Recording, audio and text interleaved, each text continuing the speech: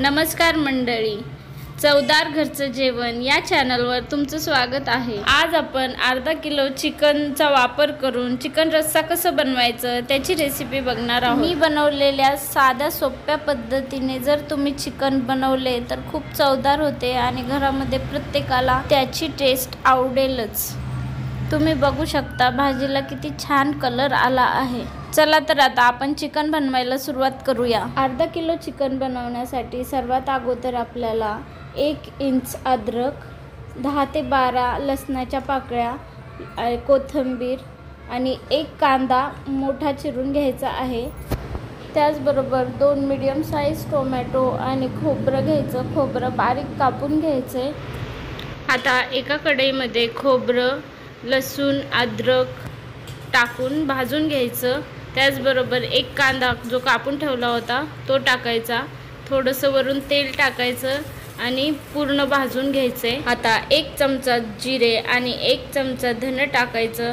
त्याचबरोबर 2 टोमॅटो टाकून हे मिश्रण चांगलं भाजून घ्यायचं। आता मिक्सरच्या भांड्यामध्ये कोथिंबीर आणि भाजून घेतलेलं जे मिश्रण होतं ते टाकायचं आणि मिक्सरमध्ये त्याची बारीक पेस्ट करून घ्यायची।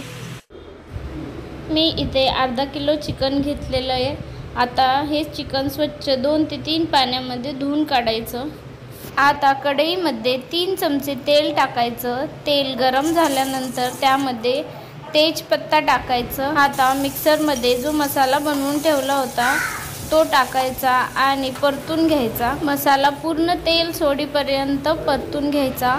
आता अर्धा चमचा हळद, 1 चमचा धन पावडर आणि 2 चमचे लाल तिखट म्हणजे मी इथे कोल्हापुरी मसाला वापरला आहे तो टाकायचा आणि पूर्ण मिश्रण एकजीव होईपर्यंत चांगलं परतून घ्यायचं।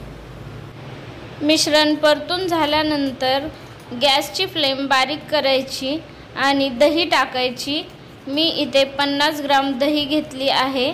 आता हे सगळं मिश्रण पुन्हा एकजीव करून घ्यायचं आणि 2 मिनिटांसाठी झाकून ठेवायचं। आता तुम्ही बघू शकता सगळे मसाले मस्त भाजून झाले आहे। तेल सुटेपर्यंत चांगले मसाले भाजले पाहिजेत। आता त्यामध्ये चिकन टाकून घ्यायचं आणि पुन्हा हे सगळं मिश्रण परतून घ्यायचं।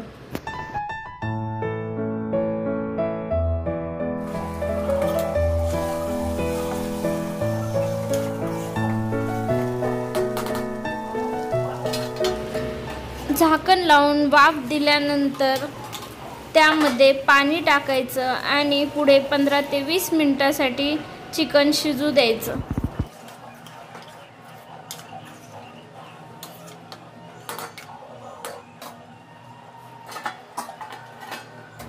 आता कढईवर जे भांडं ठेवलेलं आहे त्याच्यामध्ये पाणी टाकून ठेवायचं गरम होण्यासाठी आणि तेच पाणी चिकनसाठी वापरायचं।